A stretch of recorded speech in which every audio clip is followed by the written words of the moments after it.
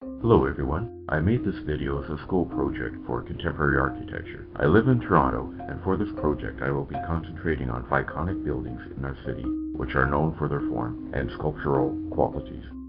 These are our City Hall, Brookfield Place, the Royal Ontario Museum, and the Art Gallery of Ontario. Just as a brief background, the word Toronto was derived from a Native American word meaning the meeting place. Today it is renowned for its multiculturalism and home to the most diverse population in the world.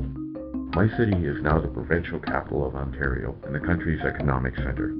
One of the major icons in the city is our City Hall. The building was designed by Finnish architect Viljo Reppel, whose design was chosen after an international competition. It can best be classified as expressionist, though some argue that it is brutalist. The beautiful composition is that of two uneven towers and a saucer-shaped structure that is the city council chamber. Truth is, the inspiration behind it is the architect's belief that the City Hall is the eye of the city, and seen from above, our iconic City Hall takes the shape of an eye. Bay Street is Toronto's business epicenter. While not as big, it is Canada's equivalent of Wall Street. Here we find skyscrapers that house Canada's major financial institutions.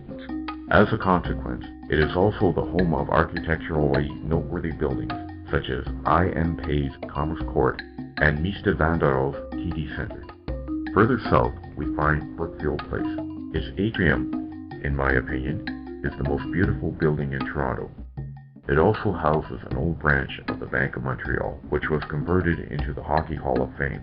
Though a 19th century construction, it is noteworthy for its ornate Baroque style. Santiago Calatrava was commissioned to design a covered atrium to unify all the buildings.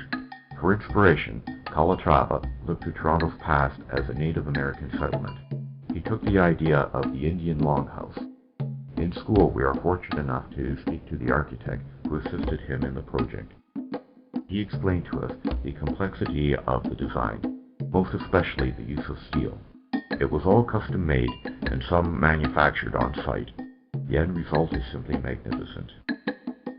Early this century, an architectural competition was held by the Royal Ontario Museum. The museum wanted extra space for its growing collection, which is one of the largest in North America. The Royal Ontario Museum has an extensive collection of Canadian as well as Chinese, Native American, and European cultural artifacts. As a didactic and research institution, it also has a planetarium, numerous collections of biological importance, such as fossils of dinosaur bones, and geological collections, such as natural crystals. Daniel Libeskind said he took the cue from the latter for the inspiration of the new design. He won the competition held in 2002, and the renovation cost approximately $270 million.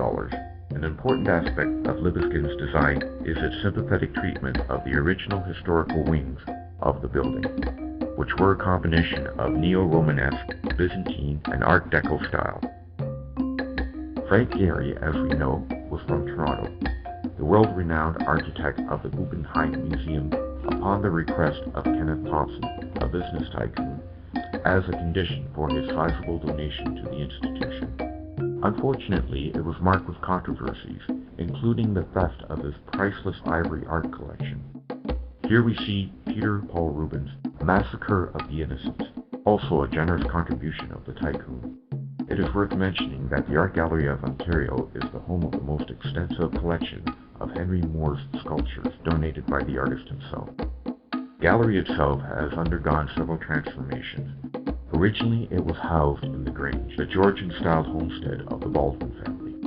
As the collection grew, so did the building, and so over the years the museum had a legacy of its previous incarnations, including that of Beaux-Art, Brutalist, and of course postmodern. In its new incarnation, the art gallery was hailed as a success. The front elevation was called the Visor for its appearance. That Gehry himself said that the inspiration for the design was hockey, the great Canadian pastime. Originally, the Visor was to be made as a glass and steel structure, but to cut down costs, engineered wood was chosen to substitute steel. The administrative area on top of the gallery is actually clad in blue titanium. I hope you enjoyed my little presentation, and I hope you will visit Toronto. I'd like to thank Mr. Shumkoff for being a great professor. Thanks, everybody.